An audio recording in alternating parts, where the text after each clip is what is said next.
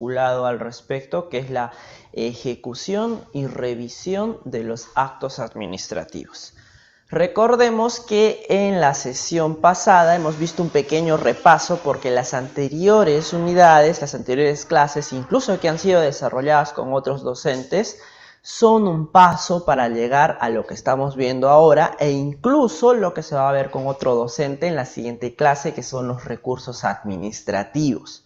Entonces es meritorio considerar hacer un repaso, ¿sí? Hagamos un repaso porque las piedras base de lo que es el acto administrativo, las diferencias con un hecho administrativo, qué es lo que apelamos, qué es lo que impugnamos, qué es lo que tiene validez, qué es lo que tiene eficacia, qué es lo que se ejecuta, pues necesitamos diferenciar los actos administrativos de otras actuaciones de la administración pública, a efectos de que no tengamos este tipo de complicaciones primigenias. Porque lo que se viene después, incluso ahora en esta clase, es la facultad de revisión y de ejecución de la administración pública sobre estrictamente actos administrativos. Y en la siguiente clase con otro docente van a ver cómo es que se materializa la revisión de la actuación de la administración pública en mérito a la interposición de recursos administrativos, ¿no? Que ya conocemos que son de apelación, reconsideración y revisión en casos excepcionales, que lo van a ver en la siguiente clase, pero lo que vamos a ver ahora nosotros es la facultad de revisión en general.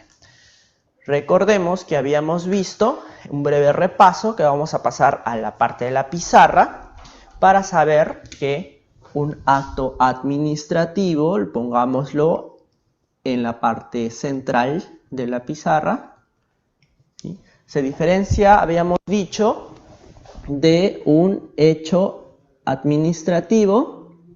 ¿Por qué? Porque el acto administrativo es una exteriorización intelectual de la mente de la autoridad.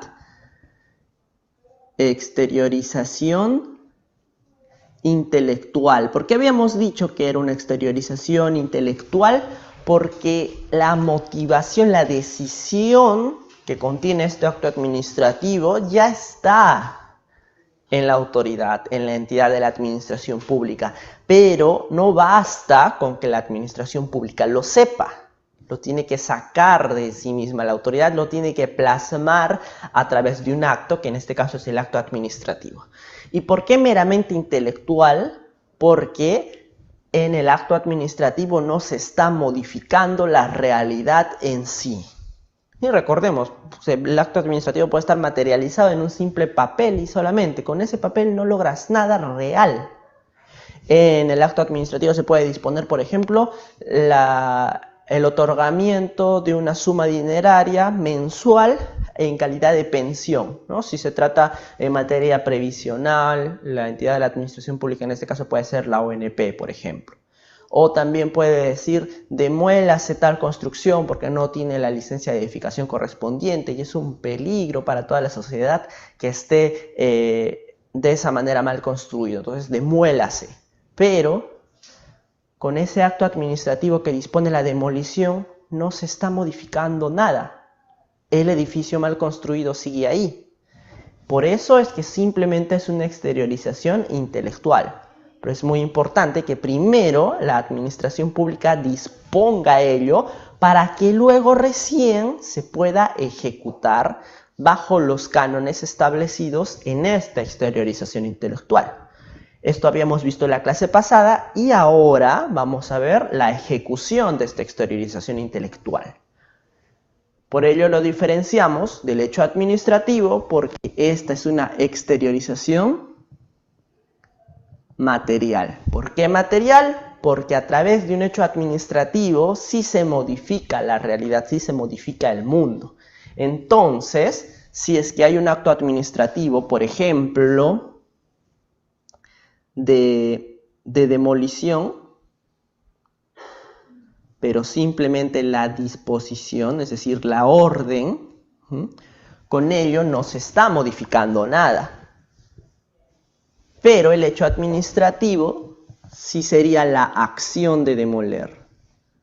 Que la misma administración pública o a quien disponga ella demuela un bien mueble que no tiene un no tiene licencias de edificación, por ejemplo, y que constituye un peligro para la sociedad.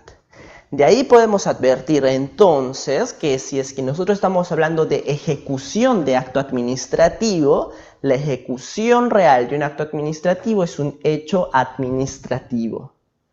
Porque a través de un hecho administrativo, la administración pública modifica la realidad, modifica el mundo físico. Pero a su vez que este hecho administrativo debe de estar sustentado en un acto administrativo previo. ¿Sí? Estamos ampliando el repaso que ya habíamos visto en la clase pasada. Ahora también recordemos las diferencias, vamos por el otro lado, acto administrativo con una disposición administrativa.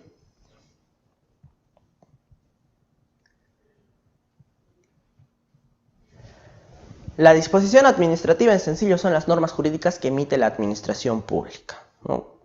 Si nos basamos en una pirámide de Kelsen, tenemos arriba la Constitución, luego las leyes y luego las normas reglamentarias. Esas normas reglamentarias, cuando son emitidas por la administración pública a través de sus diferentes ministerios, o no solamente ministerios, sino también gobiernos regionales, gobiernos locales, o organismos públicos descentralizados o desconcentrados, están constituidos por disposiciones administrativas, siempre y cuando sean normas. ¿Qué quiere decir con eso? Que sus efectos son abstractos. ¿Por qué abstractos? Porque no están describiendo una situación real en concreto que le está pasando a alguien en específico.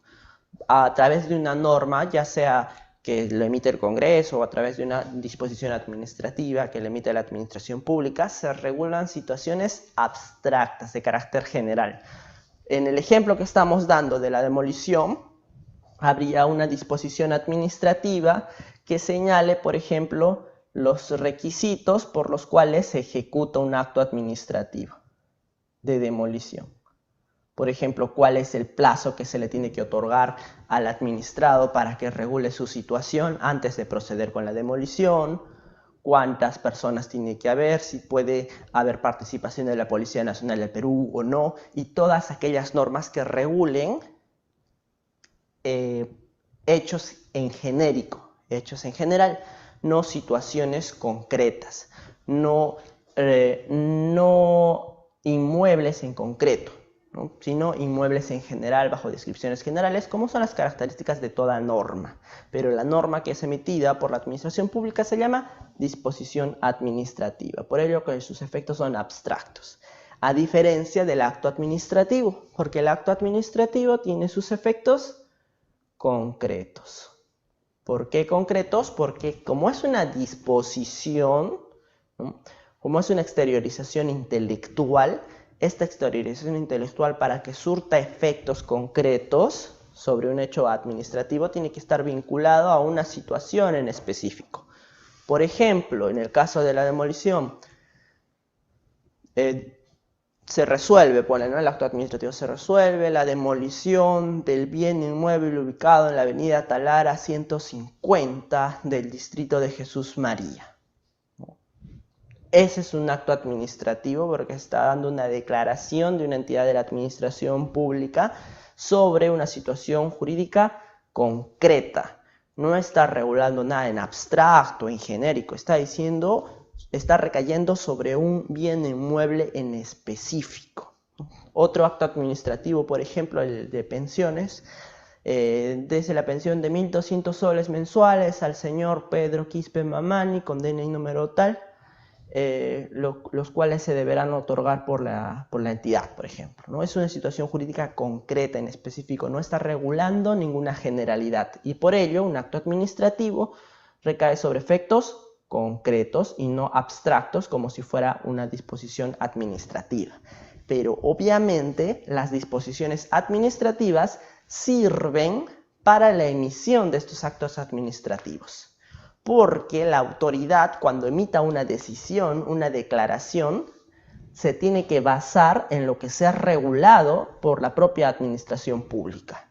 porque a través de una disposición administrativa se establecen las reglas por las cuales se van a emitir los futuros actos administrativos como declaraciones individuales de la administración pública. Estos serían efectos concretos.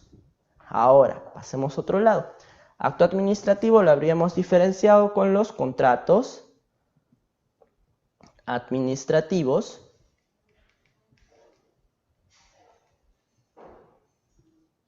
respecto a su dirección. En los contratos administrativos había una dirección bilateral, o sea, de ambos lados, porque la administración pública es de una parte y por otra parte firmante también está la persona contratista. Independientemente si es un contrato de servicio, de obra, de un bien o un contrato laboral, por ejemplo, un contrato administrativo de servicios, los CAS, es un contrato de carácter laboral, ¿no? Pero hay dos partes firmantes, hay dos partes que muestran su voluntad de querer participar en esta relación bilateral, contraprestativa. Pero en cambio, un acto administrativo tiene una dirección, ya habíamos visto, unilateral. ¿Por qué unilateral? Porque simplemente expresa la voluntad o declaración o reconocimiento o conocimiento de la administración pública hacia una situación jurídica particular, hacia un administrado, que puede ser una persona natural o una persona jurídica, pero no se requiere de la voluntad del administrado. El administrado no tiene que firmar ese acto administrativo para que sea válido. Esa es la dirección unilateral del acto administrativo, ¿sí? Y por otro, también habíamos visto la diferencia entre el acto administrativo y el acto de administración, o también reconocido como el acto de administración interna. Mediante el acto de administración hay una relación interorgánica, habíamos visto, o también intraorgánica.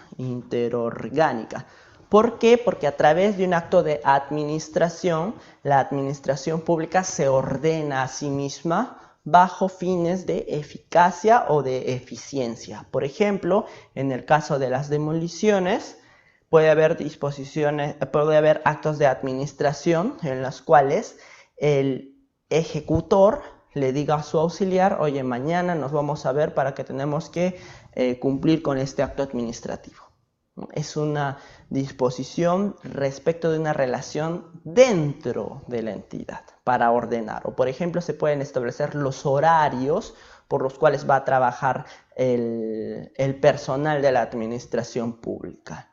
O se pueden hacerse entrega de los bienes, por ejemplo, a través de pedidos de comprobantes de salida dentro de la administración pública para organizar sus propios recursos. Esa es una relación interorgánica porque no sale hacia afuera, no sale de la propia administración.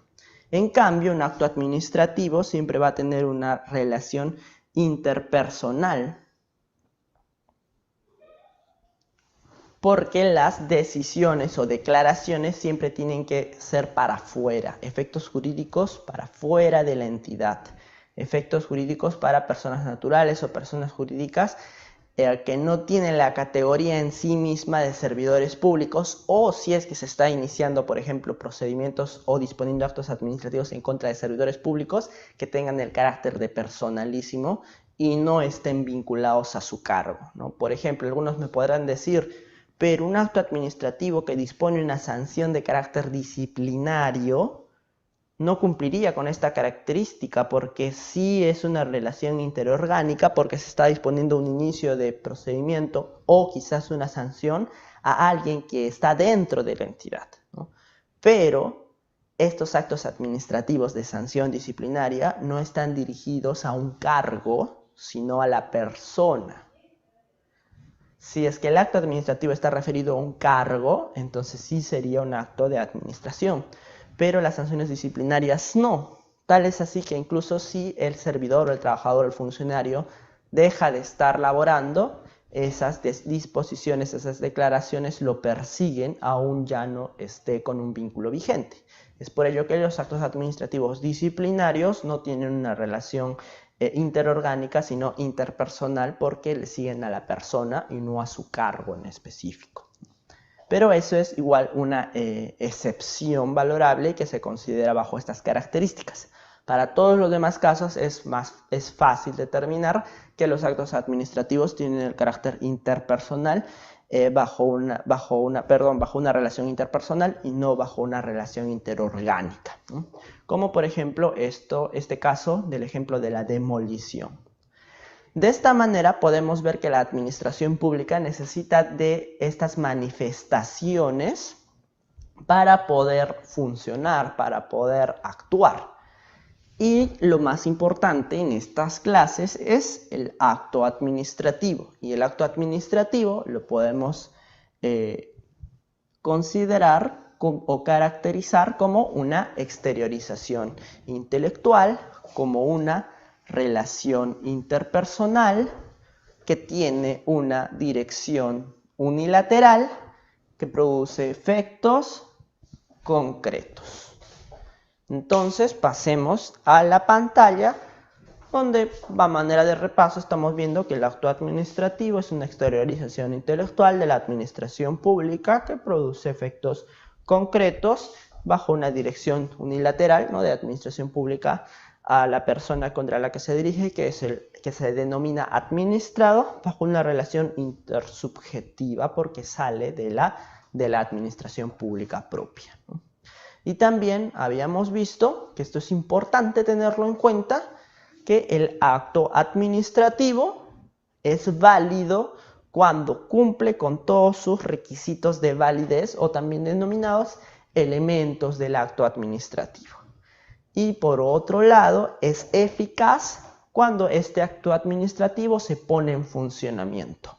Gráficamente lo hemos dibujado a través de la diferencia del color, como si fuera un botón de apagado o encendido.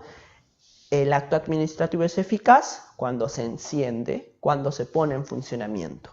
Hasta antes de ello, el acto administrativo es válido. ¿Por qué? Porque reúne con todos sus requisitos de validez, con todos sus elementos, pero todavía no puede producir efectos.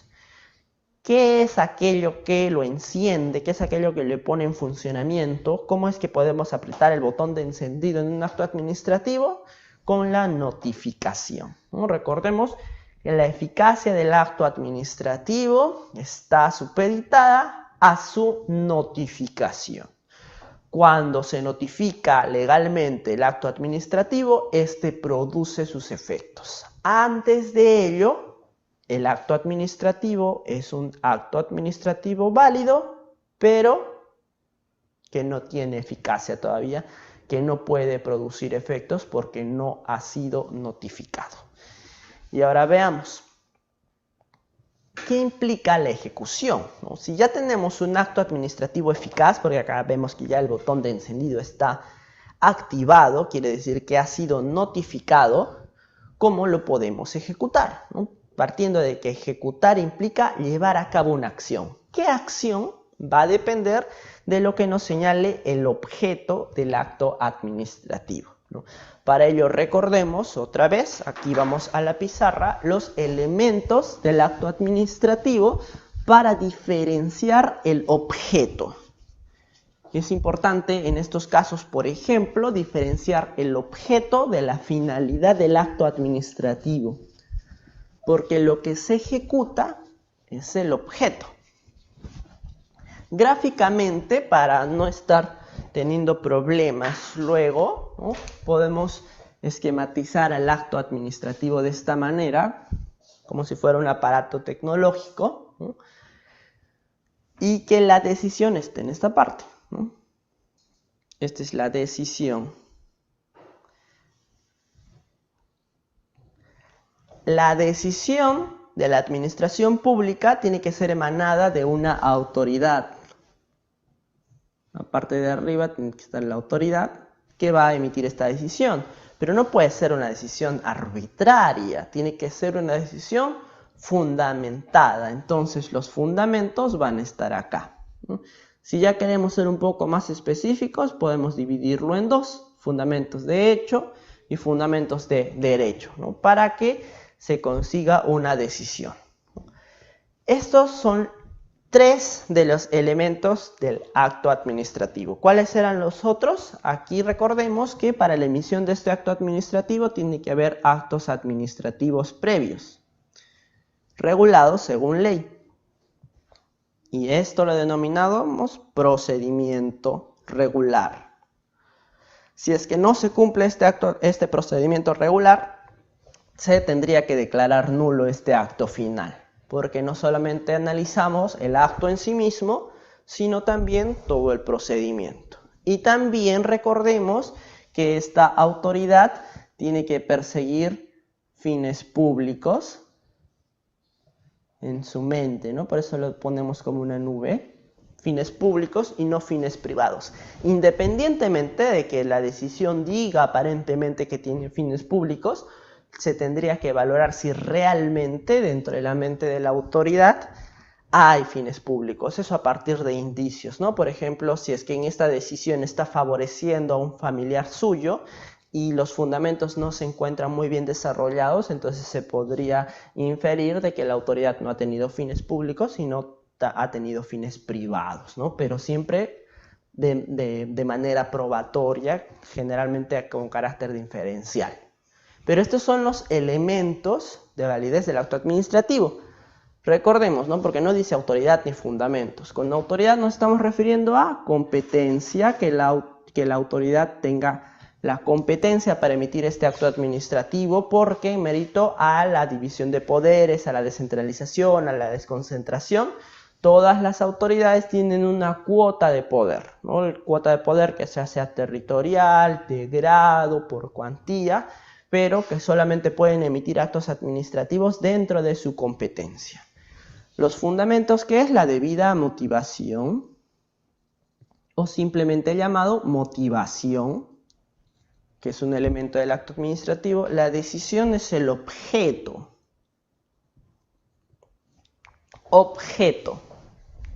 El procedimiento regular y acá el fin público. Acá tenemos los 5 elementos del acto administrativo. ¿Qué es lo que se va a ejecutar? Ahora, si tenemos esta decisión que ya ha sido notificada, ¿no? Que ya ha sido notificada, quiere decir que surte efectos jurídicos ese acto administrativo, lo que se va a ejecutar obviamente no es la competencia, ni la debida motivación, ni los fines públicos, ni el procedimiento regular. Lo que se va a ejecutar es el objeto del acto administrativo, la decisión.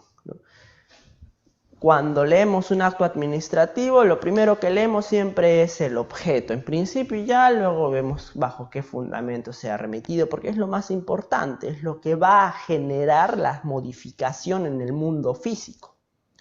Porque si entendemos al derecho como una atribución de poderes y garantías, podríamos determinar entonces que lo más importante en el acto administrativo en sí, para los administrados, para la sociedad, es aquello que las autoridades decidan, ¿no? ¿Qué tal? Acá puede haber una decisión de otorgamiento de una pensión a mi favor, o la denegatoria de una pensión a mi favor, o la demolición de un inmueble que a mí me ha costado mucho trabajo realizar, independientemente si he cumplido la ley o no, pero me ha costado mucho trabajo. O también en esta decisión se pueden determinar multas en mi contra por alguna infracción administrativa que haya cometido, o peor aún, una multa en contra mía por una acción que yo no he cometido, pero independientemente de ello, consta en un acto administrativo. Y esta decisión, esta declaración, este reconocimiento es el objeto, ¿no? Un disclaimer que ya habíamos visto el sábado pasado, que solamente para efectos pedagógicos he puesto acá decisión. Pero el objeto también puede ser un reconocimiento, ¿no? Por ejemplo, el certificado de nacimiento en sencillo. O un certificado de inexistencia de restos arqueológicos, que está reconociendo, está certificando un conocimiento. O también un certificado de conducta, ¿no? Que está valorando respecto de un hecho en concreto, que en sí no es una decisión, pero todas ellas son declaraciones. Podría yo poner acá, siendo más específico, decir declaración, pero por efectos pedagógicos creo que se entiende mejor centrarnos en las decisiones como objeto del acto administrativo. Pero recordemos que también, como todas son declaraciones, pueden ser no solamente decisiones de voluntad, sino también reconocimientos o conclusiones valorativas, que no están sujetos a la voluntad de la autoridad administrativa, sino son declaraciones en sencillo.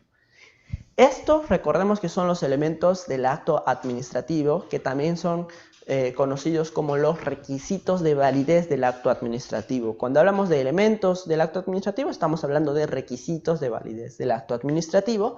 Y ahora lo que estamos viendo de ejecución es ejecutar. Hay algunas ejecuciones que se pueden llevar a cabo por la propia administración pública sin que medien actos posteriores. Por ejemplo, una declaración de nulidad de otro acto administrativo. O por ejemplo, el registro de una sanción, ¿no? No es necesario luego de que al administrado se le esté diciendo que haga algo. Simplemente la administración pública lo hace y puede hacerlo. Pero hay otras decisiones que constituyen el elemento de objeto de un acto administrativo que la administración pública no lo puede hacer, sino necesita de la intervención de otra persona, que en específico del administrado, para que se pueda cumplir. Por ejemplo, la demolición. Con el acto administrativo en sí no se está demoliendo nada. Simplemente es una exteriorización intelectual. Tienen que realizarse acciones posteriores, que ya habíamos visto que son hechos administrativos, para poder llevarse a cabo esta decisión. Entonces, de aquí podemos devenir, por ejemplo, que la ejecución de un acto administrativo puede ser por parte de la propia administración pública sin problemas, pero puede suscitarse algunos inconvenientes para hacer cumplir esta decisión. Por ejemplo, también en las cuestiones de multas, ¿qué pasa si el administrado no cumple con esa decisión? La administración pública tiene que hacer algo, porque si es que no hace nada, ello implicaría que estas decisiones, estos objetos del acto administrativo, son simple poesía, que no importa lo que diga la administración pública, porque el administrado puede no cumplirlos.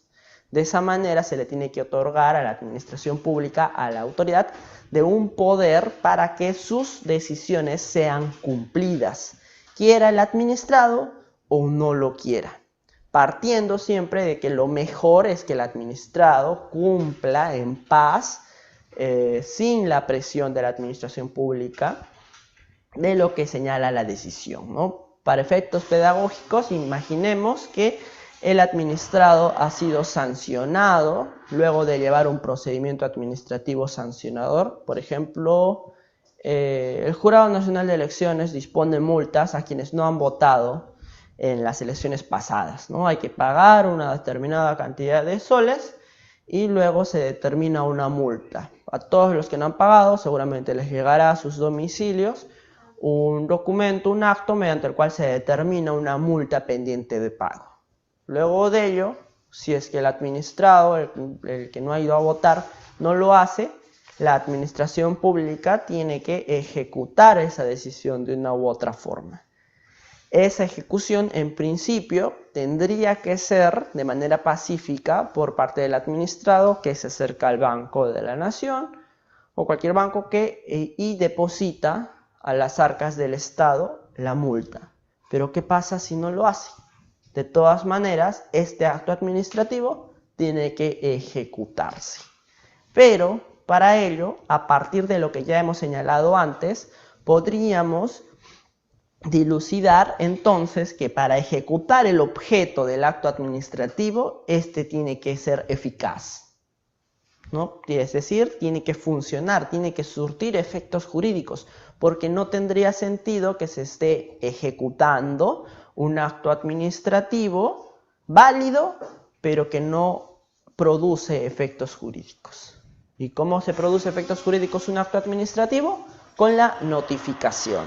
Es por ello que uno de los presupuestos de la ejecución de un acto administrativo es que 1. Preexista un acto administrativo y 2. Que estemos hablando de un acto administrativo eficaz, que haya sido debidamente notificado. Ahora, lo importante de aquí es que la administración pública misma está teniendo el poder de ejecutar sus propias decisiones. Es decir, la administración pública, para ejecutar este objeto del acto administrativo, no tiene por qué recurrir al Poder Judicial como si lo tendríamos que hacer todos nosotros.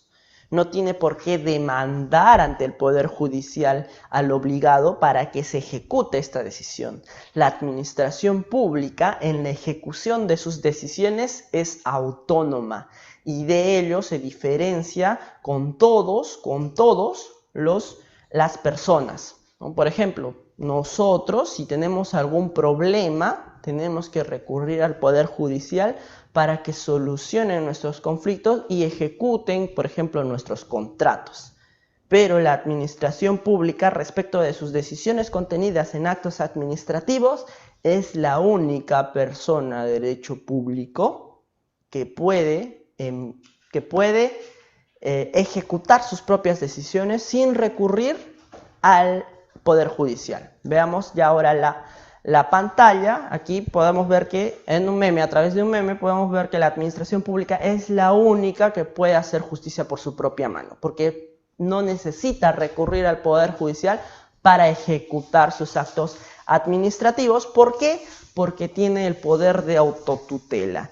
¿Qué significa autotutela? Porque a través de ella misma puede tutelar sus intereses, ¿no? Sus intereses que están declarados ya a través de un acto administrativo. Sobre ello hay que diferenciar la ejecutividad de un acto administrativo con la ejecutoriedad. La ejecutividad de todo del acto administrativo está referido a todos los actos administrativos que emita la administración pública cuando estos son eficaces. ¿Qué quiere decir ejecutividad? Es que es una cualidad de todo acto administrativo de ser cumplidos. Cuando un acto administrativo se enciende, es decir, cuando se notifica, produce efectos jurídicos y tiene que ser cumplidos. Esa cualidad del acto administrativo de que tienen que ser cumplidos se denomina ejecutividad. La ejecutividad es una cualidad del acto administrativo eficaz. Al día siguiente de su notificación, tiene que ser cumplido. ¿Qué pasa si no es cumplido? Si no se cumple porque el administrado tiene que realizar ciertas acciones y no las ha hecho. Por ejemplo, se le dice, demuele ese cerco que has construido en la vereda, señor administrado, porque la vereda no está para tus construcciones personales, sino para el libre paso. Demuélela, porque si no ya después yo tengo que realizar otras acciones, ¿no? Pero, pese a que ese acto goza de ejecutividad por el simplemente hecho de ser un acto eficaz, no lo hace. Y por lo tanto, tenemos que pasar a la ejecutoriedad. La ejecutoriedad no es una cualidad de todo acto administrativo, porque puede ser que haya actos administrativos que sean cumplidos sin obligación, sin recurrir a la fuerza, ni a la coacción, ni a otras acciones posteriores después de la notificación. Por ejemplo, una licencia de funcionamiento, ¿no? El propio acto administrativo ya podría constituirse como una licencia de funcionamiento y no hay más acciones que hacer. Pero en los casos en los que se requiera, por ejemplo, el pago de una multa o acciones de no hacer o hacer, se necesitan de acciones y conductas por parte del propio administrado. Y a partir de ello se genera la ejecutoriedad del acto administrativo. Es por ello que podemos determinar que la ejecutoriedad no es una cualidad, sino es una facultad de la administración pública para que se cumpla el objeto del acto administrativo, así el administrado quiera o no. Es una facultad de la propia administración pública. Recordemos, autotutela, no necesita recurrir a otras instancias, no necesita recurrir al Poder Judicial para ejecutar, aunque sea a la fuerza, sus propias decisiones contenidas en actos administrativos. Acá podemos ver el procedimiento general de una ejecución de un acto administrativo, ¿no? He puesto como un foco, una idea, la representación de un acto administrativo, porque recordemos que es una exteriorización intelectual simplemente, ¿no? Es una idea que se tiene que, como se tiene que cumplir, tiene que producirse efectos materiales, pero el simplemente hecho de que existe un acto administrativo no significa que se está cambiando nada, solamente es una declaración, que en esta declaración se puede disponer, por ejemplo, disponer el pago de una multa u ordenar el retiro de unas ofendículas, por ejemplo, que están quitando el libre paso de unas calles, ¿no? Disponer u ordenar. Después de ello, de la notificación de este acto administrativo, cuando el administrado ya conoce que existe una disposición, una orden por parte de una autoridad de la administración pública, se entiende, para estar todos de manera pacífica, bajo criterios de buena fe procedimental, los administrados tendrían que cumplir espontáneamente lo que dice el acto administrativo: pagar su multa, retirar las ofendículas, demoler sus construcciones, cambiar su construcción. Ese es el cumplimiento espontáneo. El mismo administrado lo hace. Pero ¿qué pasa si no? Si es que no lo hace, entonces la administración pública puede recurrir a la ejecución forzosa. Quiera o no el administrado, se tiene que cumplir. Pero para recurrir a la ejecución forzosa, tiene que pasarse por ciertos requisitos. En principio, esta disposición tiene que tratarse de una obligación de dar, de hacer o no hacer. Por ejemplo, ya habíamos visto el pago de una multa, que es un dar, hacer. Por ejemplo, también puede ser en estos casos la demolición mismo o el retiro de algún material de la propiedad, o un no hacer, por ejemplo, en el caso de los migrantes, que no tienen que estar aquí dentro del territorio nacional, aquellos que no tengan permiso, cuyo permiso ya haya vencido, ¿no? Tienen que ser reportados. Tendrían que cumplir espontáneamente con lo que dicta el acto administrativo, pero si no, entonces se tiene que recurrir a una ejecución forzosa, ¿no? Y que también esté determinada por escrito, ¿no? A través de un acto administrativo por escrito que sea claro e íntegro. ¿Se entiende esto? ¿Por qué? Porque el acto administrativo ya ha tenido que cumplir con los elementos de ese acto, o también denominados requisitos de validez.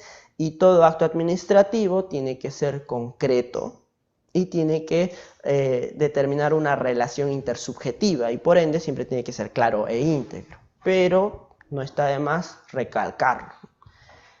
Aquí hay una característica especial, que tiene que haber un requerimiento previo al administrado para su cumplimiento, ¿no? No de frente es que se puede ir a la ejecución forzosa, sino se le tiene que apercibir. Eso en básico es que el ejecutor coactivo tiene que requerirle al administrado para que cumpla. Generalmente lo que se hace en un procedimiento de ejecución coactiva es que antes de que vaya el expediente al ejecutor coactivo, la administración pública requiere al administrado para que cumpla en el plazo de 10 días hábiles con la prestación, con la disposición, con la orden, bajo apercibimiento de remitirlo al área de coactiva. Y cuando ya va el área coactiva, el ejecutor coactivo otra vez remite un requerimiento previo al administrado para que en el plazo de 3 días pueda cumplir con la orden, con la disposición, o si no ya lo va a realizar de manera forzosa, bajo la ejecución forzosa. Uy, creo que esto se tenía que ir más abajo. La ejecución forzosa, por ejemplo, la podemos ver de 4 maneras: ejecución coactiva, ejecución subsidiaria, la multa coercitiva y la compulsión sobre personas. En sencillo, en la ejecución coactiva están referidos a los embargos, por ejemplo, a la retención de bienes para que a partir de ello la administración pública pueda cobrar, pueda restar del patrimonio del administrado para poder cubrir las deudas que mantiene. A través de la ejecución subsidiaria, la administración pública recurre a otras personas diferentes del administrado para que ejecuten esa obligación o para que ejecuten esa acción. En la ejecución subsidiaria solamente se pueden realizar sobre acciones no personalísimas. Por ejemplo, el mismo caso de la demolición, ¿no? Si es que tú no lo demueles, yo puedo contratar a una empresa privada, o sea, yo, administración pública, puedo contratar a una empresa privada para que realice la acción de demolición. Es una ejecución subsidiaria. En estos casos, la empresa o el tercero que realiza la acción no tiene un vínculo con el administrado, sino con la administración pública. La administración pública contrata al tercero, el tercero realiza la acción y luego el administrado tiene que pagar todas las costas, todas las indemnizaciones que se hayan podido surgir, tanto al tercero como a la administración pública, a través de una ejecución subsidiaria. En la multa coercitiva se dispone el pago de multas progresivas para que el administrado tenga bien cumplir con la sanción o con la disposición que se le haya señalado. Estas multas coercitivas, por ejemplo, pueden ser de que cúmplase con el pago de la sanción, que es de 10 UITs, digamos, en el plazo de 15 días hábiles. Si no pagas en 15 días hábiles, te vamos a poner una multa coercitiva de 5 UITs o de 1 UIT, ¿no? Y de ahí va progresivamente ampliándose a efectos de que el administrado piense y diga mejor pago antes de que sigan generándose multas coercitivas. Porque luego de las multas coercitivas, cuando ya generen una cantidad suficiente, pueden pasar a la ejecución coactiva, ¿no? Y embargar bienes de mayor valor. Estas multas coercitivas, ojo, no tienen la calidad de sanción, porque por ahí podrían decirme que no se cumple con un debido procedimiento, porque para toda multa como sanción debería de seguirse un procedimiento administrativo sancionador, o por otro lado también se podría decir que se vulnera el principio de non bis in idem, porque se está sancionando con multas 2 veces, o 3 veces, o 5 veces por el mismo hecho. Sin embargo, esta multa coercitiva está constituida como una modalidad de ejecución forzosa y no tiene la condición de sanción en específico. Por lo tanto, no se cumple con los criterios del principio del non bis in idem y son legales, establecidas simplemente para coercionar al administrado para que pueda cumplir con la prestación principal. Y luego la compulsión sobre las personas, que implica una acción física de traslado del administrado para que cumpla con la prestación. Y en estos casos el mayor ejemplo es aquellos inmigrantes extranjeros que vienen al Perú sin tener los permisos necesarios, pues la entidad de la administración pública competente tiene que retirarlos. Si es que ya hay un acto administrativo donde ordena que se tienen que retirar del país y no lo hacen, entonces pueden realizar la compulsión sobre las personas para que se puedan ir, o si no también pueden ser aquellos que sí tienen el permiso pero ya se encuentra vencido. Estas son las modalidades de ejecución forzosa. Luego vamos a pasar a la revisión, pero ya en la segunda parte de esta sesión, ¿sí? Pasamos al break entonces. Muchas gracias. Uy, 5 minutos, ya. Entonces vamos a ir avanzando con la revisión. Recordamos otra vez respecto del acto administrativo, ¿no? Habíamos dicho que ejecución significa realizar una acción sobre determinada cosa para su debido cumplimiento, y ahora vamos a hablar sobre revisar, que revisar implica someter a evaluación una determinada cosa, que en este caso es el acto administrativo.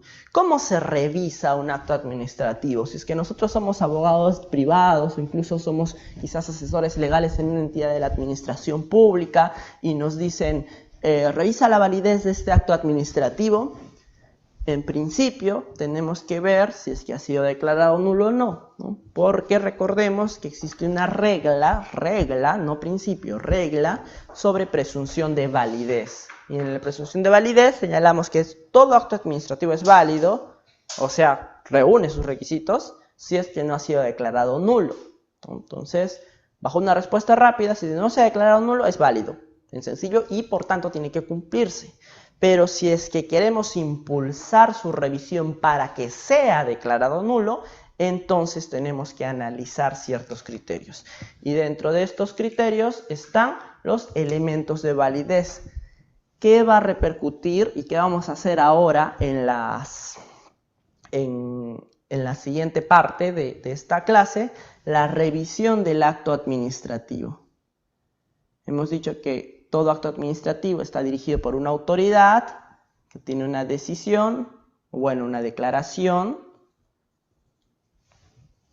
y que tiene fundamentos. Estos fundamentos son materia de evaluación, los fundamentos de hecho y los fundamentos de derecho, porque todo esto tiene que estar debidamente motivado.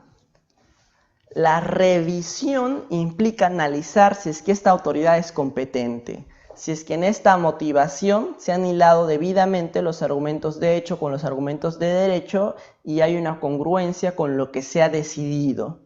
También implica ver si es que esta autoridad ha tenido un fin público para la emisión, si es que este objeto es lícito, jurídicamente posible o físicamente posible también, físicamente posible, jurídicamente posible, y también si es que los actos previos han sido ceñidos bajo un procedimiento regular, porque recordemos que el principal principio del derecho administrativo es el principio de legalidad. Por tanto, todas las actuaciones, no solamente el acto administrativo, sino todo el procedimiento administrativo que haya generado previamente, tiene que seguir los cánones legales. Y eso implica revisar. Recordemos nuevamente que la eficacia del acto administrativo está supeditada a su notificación. Y por lo tanto, la revisión de la notificación no incide en la validez del acto administrativo. Cuando revisamos un acto administrativo, lo que realizamos es un análisis de los requisitos de validez. ¿Qué nos va a importar la revisión de la notificación para saber si es que estamos dentro del plazo o no? Por ejemplo, para interponer los recursos. Porque recordemos que a partir de la notificación tenemos 15 días hábiles para poder interponer los recursos. Y estos recursos tienen que incidir en el análisis de estos requisitos de validez, de la autoridad, de la motivación, del fin público, del procedimiento regular y del objeto del acto administrativo. Sobre todo en la motivación, ya sean los fundamentos de hecho o fundamentos de derecho. La eficacia del acto administrativo sencillamente nos da el plazo para el cual nosotros podemos recurrir a la administración pública a efectos de solicitarle que revise el acto administrativo. Y no está de más también decir que en el recurso administrativo nosotros como abogados privados le tenemos que dar una propuesta de resolución, no un proyecto de resolución, sino una propuesta para decirle, ¿sabes qué? Tú tienes que resolver de esta manera. No existe una debida motivación en el fundamento de hecho porque no se ha probado debidamente. O no existe una motivación respecto al fundamento de derecho porque se ha aplicado una norma derogada o se ha interpretado indebidamente una norma y la interpretación correcta es esta, ¿no? Esto lo vamos a ver en la siguiente parte de esta primera clase, cuando vamos a hablar sobre la revisión del acto administrativo. Muchas gracias. Muchas gracias, estimado profesor. También gracias a los participantes, colegas, amigos que se conectan también en estos momentos al diplomado. Tal y como se ha indicado al inicio de la sesión del día de hoy, tendremos un breve receso de 10 minutos. Antes de comenzar con este receso, por favor, les recordamos también que aquellos que tengan dudas, preguntas relacionadas al tema de la sesión del día de hoy, por favor lo hagan en la caja de comentarios del aula virtual, pero solamente les pedimos que estas sean precisas y claras y relacionadas al tema que el profesor está exponiendo hasta ahora. Bueno, sin más que agregar, regresamos.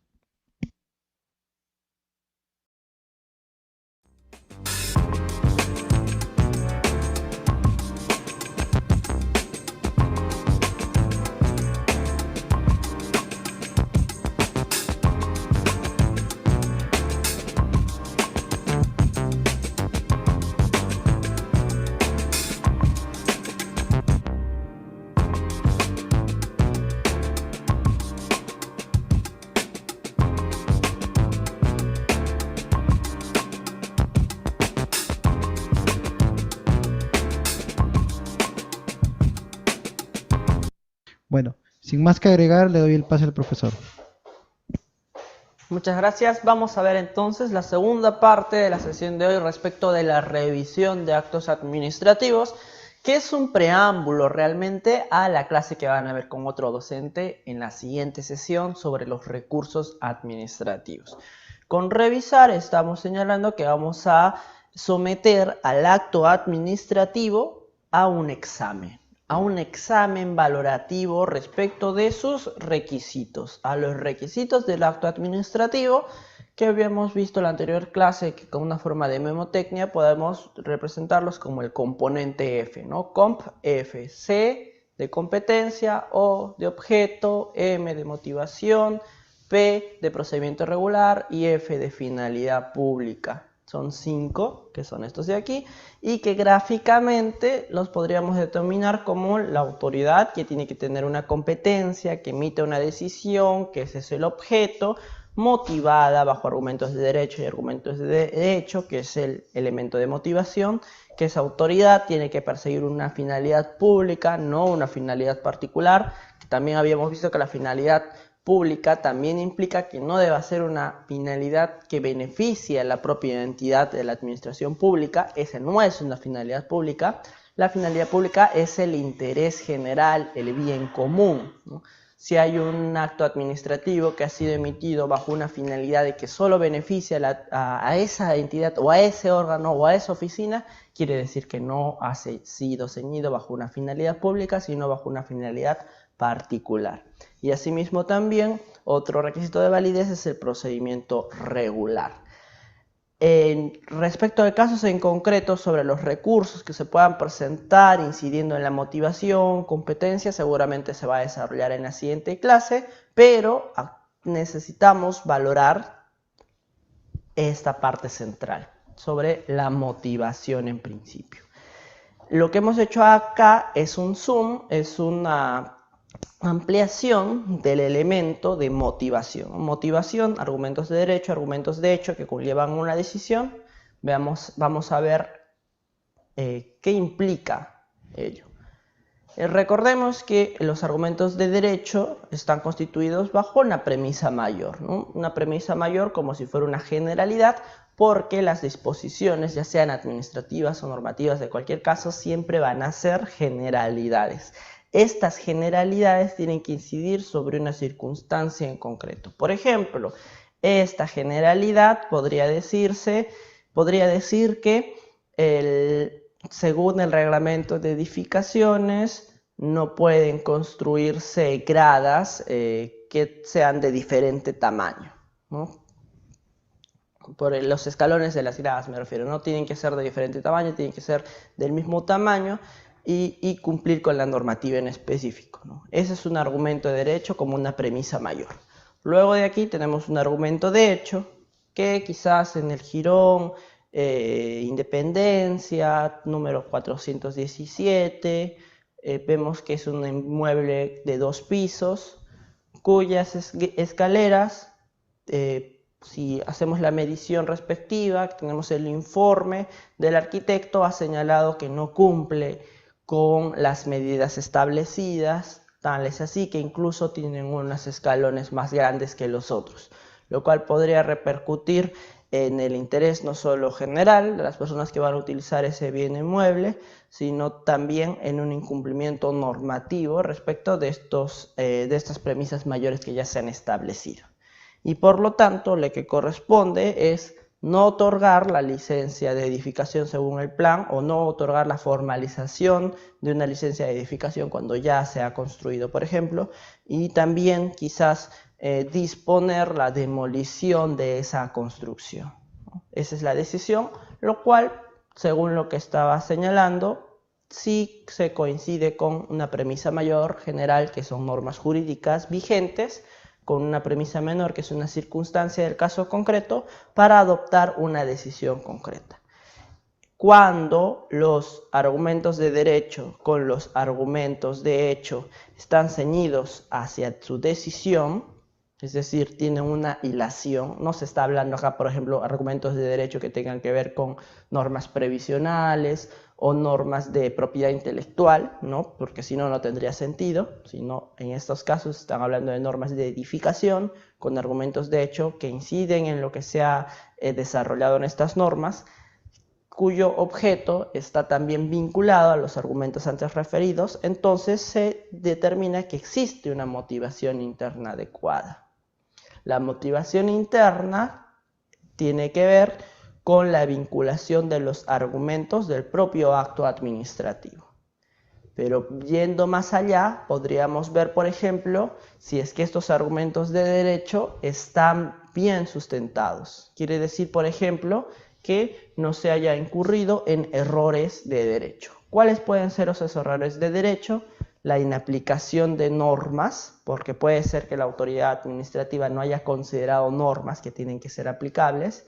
También puede ser la aplicación indebida de la norma, porque ha aplicado normas que no debió de aplicar, o la indebida interpretación de la norma, porque ha aplicado normas que sí ha debido de aplicar, pero las ha interpretado indebidamente, las ha interpretado no siguiendo los métodos y técnicas de interpretación jurídica, o no siguiendo los cánones establecidos por el Tribunal Constitucional, por ejemplo.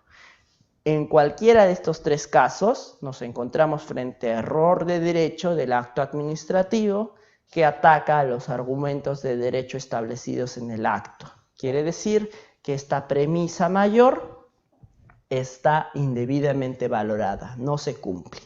Cuando nosotros atacamos los argumentos de derecho, estamos hablando de una indebida motivación externa. Si bien es cierto, aparentemente los argumentos de derecho con los argumentos de hecho tienen una hilación que arriba a una decisión, por lo tanto sí se cumple una motivación interna, pero si es que analizamos a profundidad estos argumentos de derecho, vemos de que se han obviado algún sustento o se ha interpretado indebidamente alguna norma, por lo tanto no se cumple con la premisa mayor. Y no se cumple tampoco con una motivación externa. Lo mismo pasa con los argumentos de hecho, también como son premisas. Si es que analizamos la externalidad de esos argumentos de hecho, podríamos decir que no existe una motivación externa. Aparentemente la decisión está bien justificada, pero si nos centramos en los argumentos de hecho, no existe una debida motivación externa. ¿Cuáles pueden ser los vicios de un acto administrativo vinculados a los argumentos de hecho? Estamos hablando de los errores de hecho. Los errores de hecho señalan que no han sucedido las cosas como dice ese acto administrativo. Por ejemplo, en este caso de la demolición de las graderías, se podría decir que no es cierto lo que dice el informe técnico del arquitecto de la municipalidad, en el que dice que no se cumple con la normativa. Yo he contratado a un arquitecto privado y me dice lo contrario. Tengo un elemento probatorio, por favor solicito una nueva visita para que vengan porque parece que ese arquitecto ha elaborado un indebido informe. No, son argumentos de hecho. No estoy diciendo en estos casos, por ejemplo, que la normativa que aplicada ha sido derogada, ha sido modificada, que se está interpretando indebidamente la norma. No, sencillamente estoy diciendo que los argumentos de hecho plasmados en el acto administrativo no han sucedido tal cual lo han señalado la autoridad, ¿no? Con la presentación de medios probatorios, o también puede señalarse de que no hay argumentos, por ejemplo, ¿no? Y eso lo vamos a ver en la motivación interna, en los defectos de la motivación interna. Cualquiera sea el caso de un error de hecho, porque no se han valorado medios probatorios que incidan en la acreditación de hechos o que se presenten nuevos hechos, pues se está atacando a la premisa menor como circunstancia, y como se está atacando solamente una premisa, quiere decir que no hay una debida motivación externa. ¿Cuáles son los defectos de la motivación interna? ¿No? Solamente viendo esto en vertical. Por ejemplo, ausencia de motivación. ¿Qué pasa si solamente se dispone la autoridad y el objeto del acto administrativo? Quiere decir una decisión, sin contemplar qué argumentos sustentan ese objeto, esa decisión, ¿no? Estamos hablando acá de una ausencia de motivación. O también puede ser una motivación aparente cuando se señale visualmente que existen argumentos, pero realmente no no hay una motivación en específico. Por ejemplo, cuando en los argumentos de derecho simplemente hay una relación de normas, de enunciados normativos, mejor dicho, pero no se vinculan al caso concreto o no se argumenta cómo es que se vinculan o cómo los está interpretando. Simplemente hay una descripción general de los enunciados normativos y no se señala cómo estos inciden al caso concreto y sustentan esta decisión. O por ejemplo, también en los argumentos de hecho no existe una valoración sobre los hechos, sino simplemente se está describiendo, enumerando todos los documentos que contiene el acto, que contiene el expediente, ¿no? Ahí no hay unos argumentos de hecho, simplemente hay una relación de documentos de manera descriptiva. No hay una motivación cuando aparentemente parece que sí, o si no una motivación insuficiente cuando, por ejemplo, no se han señalado todos los argumentos de hecho que deben de señalarse y se motiva, sí es cierto, y se llega a una conclusión, a un objeto, pero que si es que se considerasen todos los argumentos de hecho o toda la motivación, no se llevaría a cabo esta decisión, sino una distinta, ¿no? Estos son los errores que puede contener una motivación interna y que cuando redactemos un recurso de apelación, un recurso de reconsideración, un recurso de revisión en aquellos casos que lo permita la ley, tenemos que incidir siempre en estos errores. No podemos elaborar un recurso si es que no tenemos en cuenta el análisis técnico y objetivo de un acto administrativo. A la autoridad administrativa que planteemos recurrir para que luego lo eleve a su superior jerárquico, debemos de presentarle cuáles son los errores del acto administrativo que generalmente están incididos en su motivación.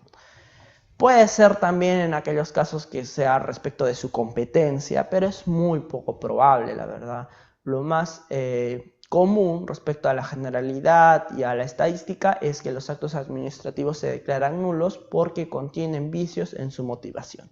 Aparte porque es lo más difícil de hacer de un acto administrativo, la motivación. Construir un acto administrativo implica aplicar debidamente los argumentos de derecho, es decir, conocer la normativa aplicable, no solamente cuáles son los números de las leyes aplicables, sino el verdadero sentido interpretativo que tienen las normas jurídicas al respecto de esa materia, conocer el caso, acreditar los hechos, también conocer sobre análisis de estándar probatorio, por ejemplo, para así arribar a una decisión, porque si no es posible que como autoridades de la administración pública estemos emitiendo actos que simplemente contienen decisiones no fundamentadas y que a futuro pueden ser declaradas nulas. Esta es la revisión que tendría que hacerse a todo acto administrativo cuando se pretende su nulidad. Ahora vamos a ver cuál es el procedimiento que sigue cuando interponemos un recurso administrativo. Lo vamos a ver poco a poco en la pizarra. A ver, vamos a ver.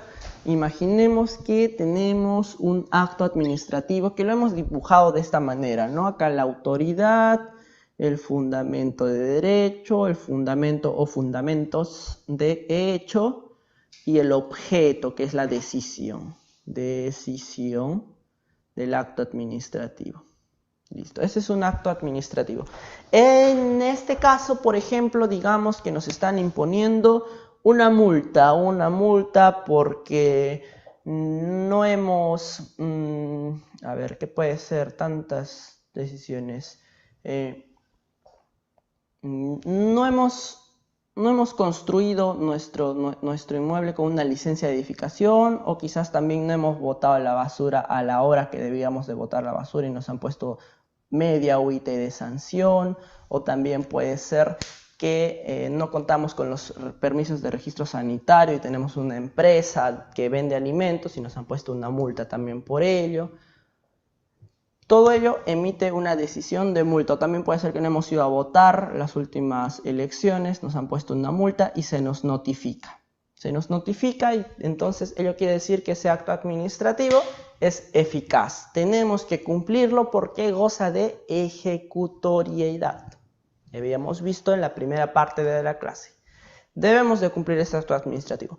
Pero tenemos el derecho también de someterlo a un análisis, someterlo a revisión y por lo tanto recurrimos. ¿Qué significa recurrir? Significa interponer un recurso administrativo, ¿no? Recurso de revisión, recurso de apelación, recurso de reconsideración. Eso implica recurrir. Vamos a ponerlo acá mejor, en negro.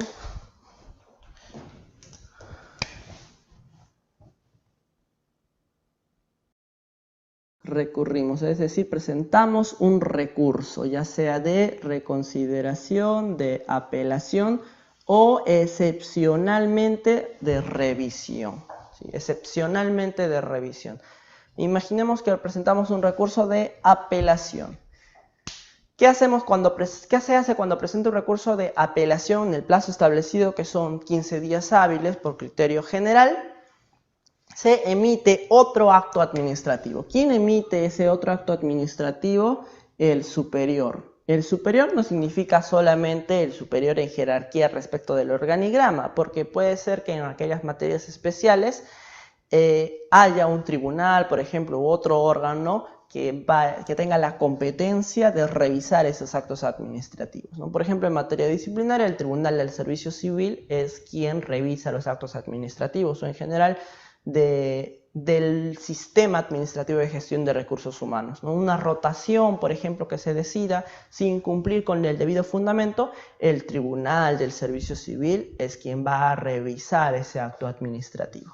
Este acto administrativo, producto de que hayamos interpuesto un recurso administrativo de apelación, también tiene que cumplir con los requisitos de validez, ¿no? Por ejemplo, la autoridad, que tiene que tener un fin público, que tiene que dotar de competencia, la motivación, que está contenida en los fundamentos de derecho, los fundamentos de hecho, y también una decisión que constituye el objeto del acto administrativo.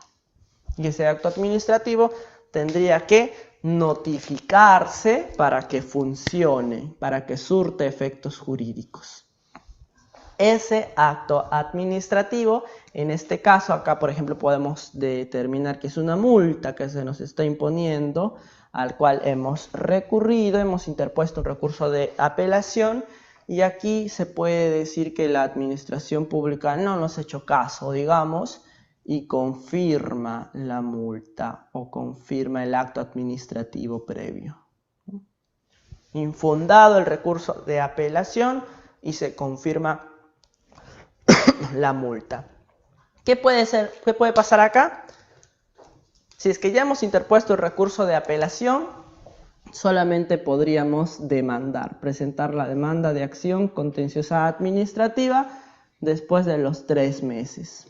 Ojo, acá son 15 días hábiles, acá son 3 meses. Pero ¿qué pasa si es que no recurrimos?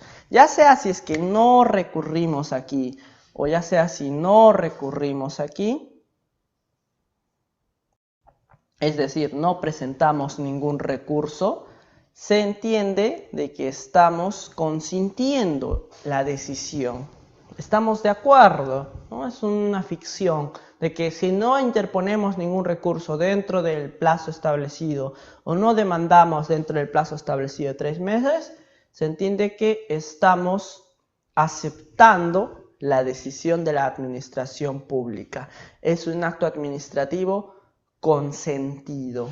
Consentido porque estamos consintiendo lo que se ha señalado, ¿no? Consentido.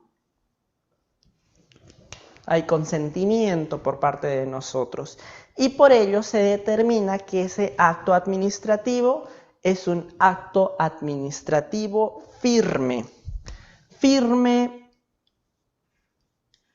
deviene de rígido. Rígido, ¿no? ¿Por qué? Porque no se puede modificar por impulso de parte. Un acto administrativo firme es como un acto administrativo cuyos efectos ya no se pueden modificar, ha quedado firme, quieto.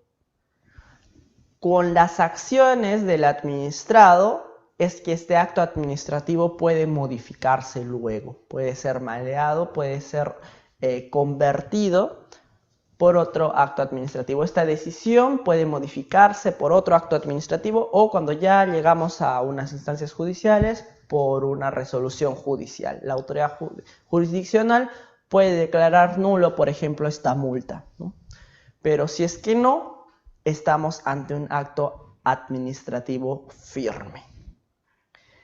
¿Qué puede pasar con un acto administrativo firme? Si bien es cierto, aparentemente ya no podríamos hacer nada como administrados, la entidad de la administración pública sí puede hacer algo contra este acto administrativo. ¿Qué puede hacer? Nulidad de oficio. ¿Cuánto plazo tiene para ello? 2 años. 2 años para que pueda declarar la nulidad de oficio. Entonces yo puedo presentar un recurso de nulidad para que se declare la nulidad de oficio. Técnicamente no. Quiere decir que aquí que el administrado solamente puede interponer los recursos que le ampara la ley, que son reconsideración, apelación y revisión en casos excepcionales. Pero no hay un recurso de nulidad, ¿no? La nulidad es la pretensión, la nulidad es la expresión concreta de lo pedido, lo que el administrado quiere. No es un recurso. Los recursos solamente son reconsideración, apelación y revisión en casos excepcionales. Esta nulidad de oficio no es surgida a través de un pedido del administrado. Se entiende que la nulidad de oficio, como su nombre lo dice, de oficio, tiene que resultar espontáneamente del análisis de la propia administración pública para declarar la nulidad de su propio acto. Porque la administración pública tiene ese poder, esa prerrogativa exorbitante de poder incluso nulificar sus propios actos, pero siempre dentro del plazo de 2 años. Si es que se le vence ese plazo de 2 años, todavía puede recurrir al Poder Judicial, tiene 3 años para ello, a través de una demanda de lesividad. Otra cosa también aquí importante, enfocándonos aquí, que cuando ya estamos en segunda instancia administrativa, porque esta es la primera instancia administrativa y esta es la segunda instancia administrativa, y vemos que no nos han hecho caso, significa que ese acto administrativo ya ha causado estado. ¿Qué significa causado estado? Recordemos, estado. ¿Estado de qué? Que podemos estar en un estado feliz, podemos estar en un estado lamentable. ¿Estado de qué? Realmente es un estado demandable. ¿Sí? La ley ni la doctrina no lo dicen así, pero se entiende de esta manera. Es un estado demandable. Quiere decir que recién en esas circunstancias podemos acudir al Poder Judicial a través de una demanda de acción contenciosa administrativa o a través de una demanda de amparo cuando se vulneren derechos fundamentales. Recién en estos actos, los actos que han causado estado. ¿Qué estado? Un estado demandable. Este acto tiene la calificación de un estado demandable. No, porque debemos de recurrir a una segunda instancia administrativa para que se genere ese estado demandable. Entonces, de aquí podemos diferenciar algunos ciertos criterios, ¿no? ¿Cuál es la diferencia, por ejemplo, de un acto administrativo firme y un acto administrativo que ha causado estado? Acto administrativo firme es aquel que ha quedado rígido, que no se puede mover por instancia de parte porque no hemos recurrido, ¿no? Como si fuera un acto administrativo cuyos efectos se han quedado congelados porque no le hemos dado el trámite a tiempo. El acto administrativo firme es aquel que se genera porque el administrado no ha recurrido o no lo ha hecho dentro de los plazos establecidos. ¿Y cuál es el acto administrativo que ha causado estado? Es aquel que es demandable porque ya se agotó la segunda instancia administrativa. Otro criterio también es que no solamente los actos administrativos pueden ser observados a partir de instancias de parte, como son a través de los recursos, sino también por parte de la propia administración pública, porque tiene la facultad, de la potestad de intervenir ella misma sobre sus actos administrativos a través de la nulidad de oficio. Y en la nulidad de oficio puede disponer la nulidad de sus actos administrativos, siempre y cuando no se le vence el plazo de 2 años, porque si no, lo que tiene que hacer es demandar. Esta demanda se llama demanda de lesividad, que es una suerte de demanda de acción contenciosa administrativa, pero la interpone la propia entidad de la administración pública a través de sus procuradurías. Otro asunto importante que se tiene que tomar en cuenta aquí es que en la nulidad de oficio no solamente se tiene que sustentar que no se ha cumplido con alguno de los requisitos de validez, esta es una lupa por si acaso, con los requisitos de validez, sino también, aparte de ello, se tiene que señalar que se ha vulnerado algún derecho fundamental.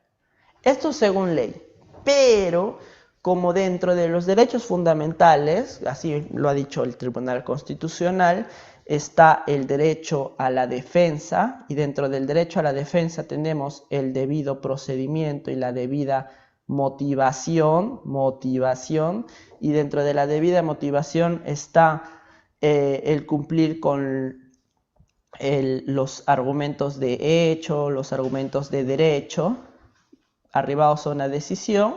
Entonces quiere decir que prácticamente el incumplir con los requisitos de validez incide en una indebida motivación, que asimismo es una vulneración a los derechos fundamentales, ¿no? Puede resultar tautológico, pero de esta manera se puede sustentar una nulidad de oficio del acto administrativo.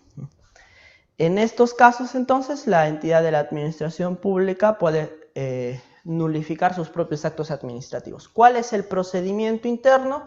Que la propia autoridad que ha emitido el acto administrativo tiene que emitir un informe hacia su superior jerárquico, sustentándole de por qué debe de declarar la nulidad de oficio, y este superior jerárquico tiene la facultad de disponer la nulidad. Cuando se dispone la nulidad, también se establecen responsabilidades para aquellos servidores o funcionarios que hayan causado la emisión de un acto administrativo inválido, que es decir, que no cumpla con los requisitos de validez, pero siempre y cuando que ese acto administrativo haya sido declarado nulo por ilegalidad manifiesta.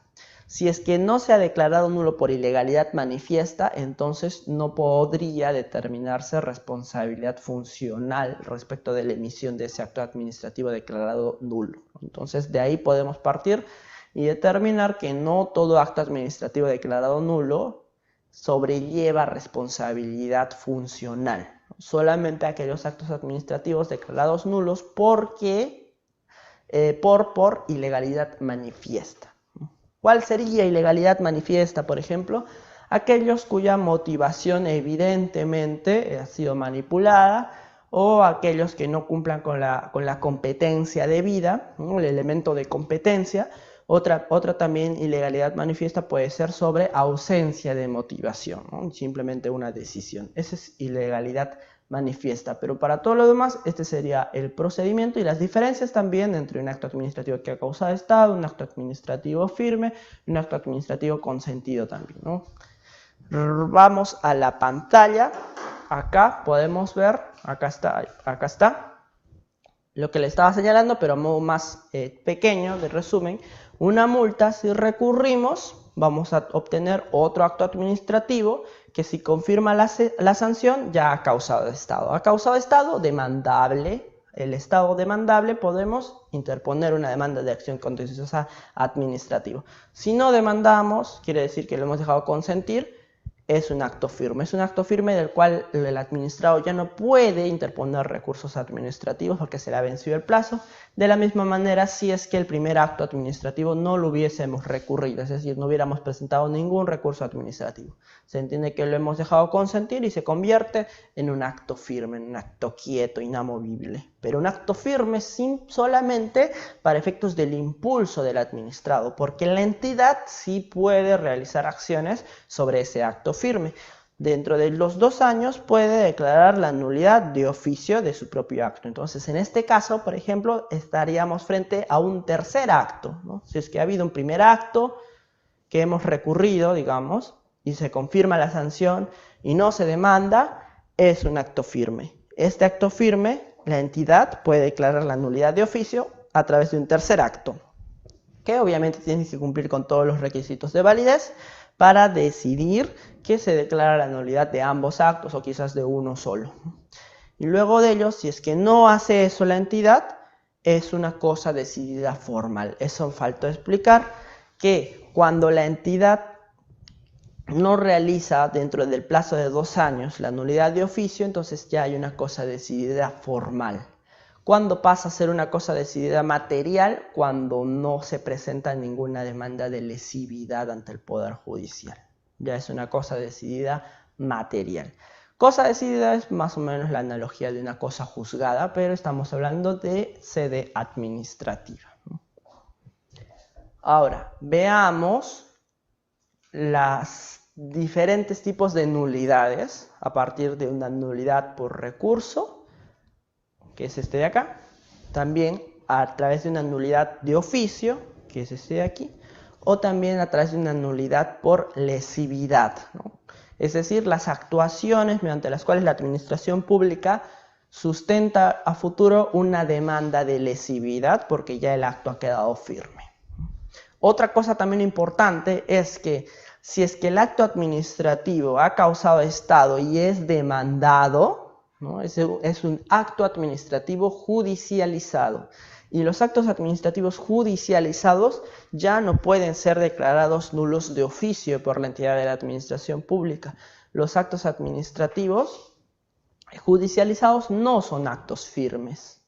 Los actos administrativos firmes pueden ser declarados por la administración pública a través de la nulidad de oficio, pero cuando entra a manos del Poder Judicial, la administración pública no puede abocarse a esos trámites, no puede abocarse a la modificación o supresión de esos actos administrativos. Veamos acá, por ejemplo, una nulidad en mérito a un recurso de reconsideración de cultura.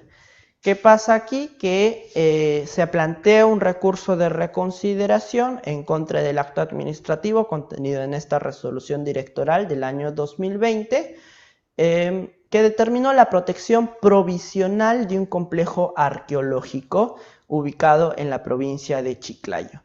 ¿Por qué se presentó este recurso de reconsideración? Porque el administrado, que es Céspedes y Asociados Construcciones, era una constructora, estaba realizando inversión privada respecto de este sitio, de este complejo arqueológico, y que obviamente le afectaba el hecho de que haya una protección provisional respecto de este bien.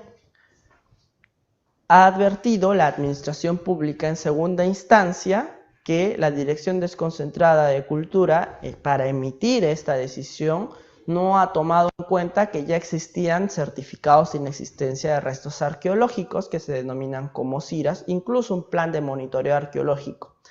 En este caso quiere decir que el Ministerio de Cultura ya había señalado que no existen restos arqueológicos respecto de ese territorio y que ello no podría significar una vulneración al patrimonio cultural porque estos certificados son meramente de carácter cognoscitivo solamente para ese momento determinado. Eso no quiere decir que, por ejemplo, si es que se realizan excavaciones producto de la inversión privada o también pública, se encuentre algún material arqueológico, inmediatamente se tienen que suspender las actividades.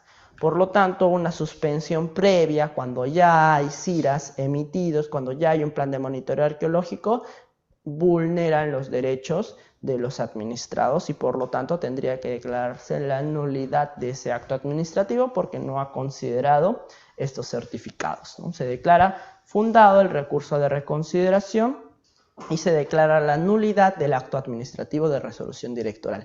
En este caso, por ejemplo, si vemos el esquema de la motivación, podríamos ver que no se ha motivado debidamente los hechos, ¿sí? Si bien la norma aplicable está bien, está vigente, se ha interpretado debidamente, pero ha faltado una variable respecto de los hechos que cambia el objeto, que cambia la decisión y que en la segunda instancia administrativa se ha reformulado ello. Acá podemos ver una nulidad de oficio y con ello vamos a ver un caso en el cual, si bien cuando el acto administrativo ya ha quedado firme o ha causado estado, el administrado puede por estrategia presentar una petición de nulidad. Pese a que sea declarada improcedente, en muchos casos puede resultar favorable. ¿Por qué? Porque si bien la administración pública no tiene que atender recursos cuando ya el acto administrativo ha causado estado o cuando ya el acto administrativo es firme, la administración pública puede declarar la nulidad de oficio de sus actos.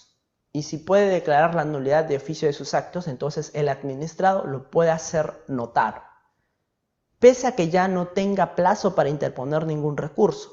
Puede decirle a la administración pública: ¿sabes qué? Existe un error aquí. Yo te lo planteo porque sé que tienes la potestad y la facultad de declarar de oficio tus propios actos en el plazo de 2 años y esos 2 años todavía no han vencido. Yo sé que ya se vencieron el plazo de mis recursos, ya se pasaron los 15 días. O también puede ser de que yo sé que ya interpuse mi recurso, pero me lo has denegado.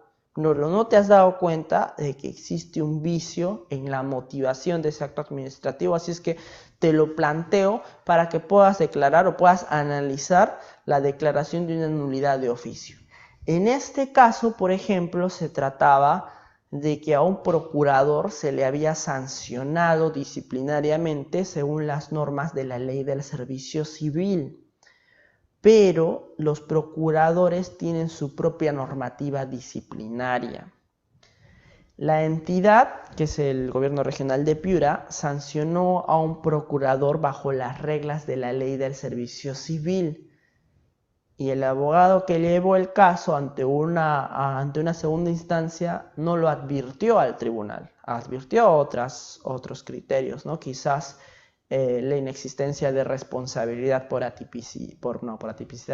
causalidad, por culpabilidad, por falta de medios probatorios, pero no llegó hacia la competencia de la propia autoridad instructora, autoridad sancionadora, o incluso la competencia del propio Tribunal del Servicio Civil, porque ellos no son competentes para ver este régimen disciplinario.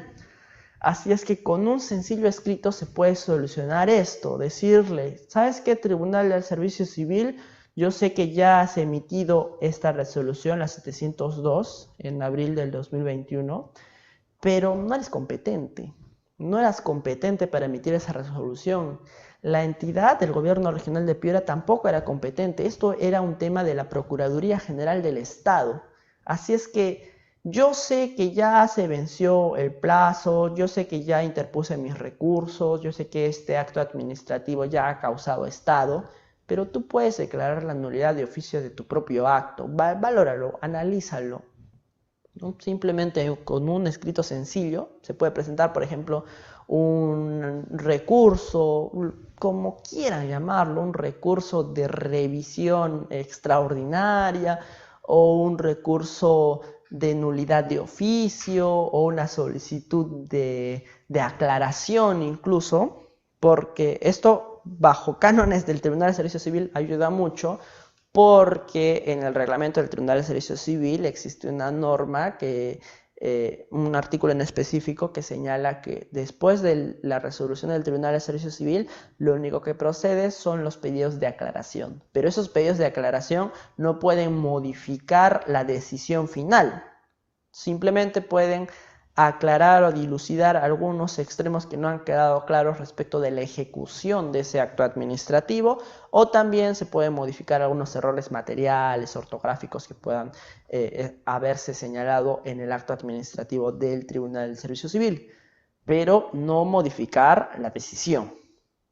Pero a través de ese camino podemos abrir la puerta al Tribunal de Servicio Civil y como cual caballo de Troya, entrar un caballo, pero realmente estamos presentando una solicitud de nulidad de oficio, que si bien es cierto, técnicamente no es procedente, pero al fin y al cabo, ¿qué importa cuando al administrado lo único que quiere es que se declare la nulidad de ese acto administrativo, independientemente si es que sea por a pedido de parte por un recurso o de oficio por la parte de la administración pública, ¿no? Si lo que se quiere es la nulidad, entonces los medios lo avalan. En este caso, por ejemplo, se presentó una solicitud de aclaración, ya sabíamos que se iba a declarar improcedente, se declara improcedente la solicitud de aclaración, pero no hay problema porque luego se declara la nulidad de oficio porque el Tribunal de Servicio Civil acá ve claramente que no es competente para imponer sanciones o para confirmar, mejor dicho, sanciones respecto de procuradores públicos porque ellos tienen su propia normativa, su propio régimen disciplinario que se tramita ante la Procuraduría General del Estado y declara la nulidad. Entonces, de esta manera, a través de la nulidad de oficio, podemos aprender que a pesar de que se han vencido los plazos para los recursos, a pesar de que ya el acto administrativo ha causado estado, incluso podemos acudir a la administración pública vía nulidad de oficio. Ya no importa que se declare improcedente nuestro recurso de revisión extraordinaria, llamémoslo como querramos llamarlo, de todas maneras se va a declarar improcedente, pero abrimos paso a que se declare la nulidad de oficio. Ojo, esto solamente sirve en aquellos casos donde se haya cometido una ilegalidad ya muy manifiesta, porque si no significaría perder esperanzas también, ¿no? Como abogados también simplemente tenemos que acudir a estos mecanismos solamente en aquellos casos en los cuales se advierta un grosero error por parte de la administración pública, porque si no estaríamos pensando de que se trata de otro recurso más y no es la idea, esto ni siquiera es un recurso, solamente es la potestad de la administración pública para declarar de oficio la nulidad de sus actos administrativos. Recordemos esto, es importante también. Y finalmente acá tenemos una nulidad producto de lesividad. La lesividad, recordemos que es una demanda que interpone la propia administración pública cuando ya no puede declarar la nulidad de oficio de sus propios actos. Cuando, por ejemplo, en estos casos ya ha vencido el plazo de 2 años por el cual pueda declarar la nulidad, entonces tiene que acudir necesariamente al Poder Judicial para que el Poder Judicial declare la nulidad de un acto de esa propia entidad. En este caso, por ejemplo, se ha emitido un acto administrativo de otorgamiento de subsidio de luto bajo los alcances de una ley que no era aplicable porque se ha aplicado la ley de la carrera pública magisterial cuando debía de aplicarse la ley del profesorado. Pero como en estos casos ya había pasado mucho tiempo porque la resolución era del 2017, ya pasaron 2 años, entonces lo único que se puede es pedir la nulidad al Poder Judicial a través de la lesividad. Entonces lo que se hace es declarar la lesividad de la resolución porque lesiona los bienes jurídicos protegidos por la entidad, lesiona derechos fundamentales, contiene vicios de validez y por lo tanto se remite esta resolución de lesividad, este acto administrativo de lesividad a la Procuraduría General de la entidad para que pueda interponer la demanda respectiva. Esto es como un requisito previo, ¿no? Para que la Procuraduría tenga el insumo y la condición habilitante de poder interponer una demanda de lesividad, necesita la resolución que la declara por tal. Y eso lo hace el titular de la entidad, por cierto. Ahora veamos los tipos de vicios. Recordemos que un acto administrativo puede declararse nulo cuando tenga vicios en sus requisitos de validez. Los requisitos de validez, otra vez recordemos que son competencia, objeto, motivación, procedimiento regular y finalidad pública. Pero bajo una categoría también exorbitante, una potestad exorbitante de la administración pública, pese a que haya vicios, la administración pública puede conservar ese acto administrativo, puede conservar el objeto, ¿no? Recordemos otra vez que el objeto es la última parte del acto administrativo mediante la cual se decide algo, se declara algo, se reconoce algo. La decisión, la declaración, ese es el objeto. Y ese objeto puede ser conservado pese a que quizás haya errores en los otros elementos del acto administrativo. ¿Cuándo podría ser conservado? Cuando el vicio es intrascendente. ¿Y cuándo el vicio es intrascendente? Cuando se analice que aún así, no cometiendo errores, se hubiera llegado al mismo objeto, se hubiera llegado a la misma decisión. Si es que se hubiera llegado a la misma decisión por criterios de celeridad, entonces se conserva el acto administrativo. Pero ello se tendría que analizar en un posterior acto administrativo que declare la conservación de ese acto administrativo y que sustente por qué esos vicios son intrascendentes, es decir, por qué en un futuro alterno en el cual no se hayan cometido esos vicios se hubiera llegado a la misma decisión. Por ejemplo, esto lo he visto en el Tribunal del Servicio Civil, mediante el cual a un servidor se le imputó 9 infracciones, 9 faltas disciplinarias y se le impuso la sanción de destitución porque en un mismo hecho había desobedecido a su empleador, había golpeado a un usuario de la administración pública y había sido negligente en el desempeño de sus funciones, ¿no? y otros hechos imputados más.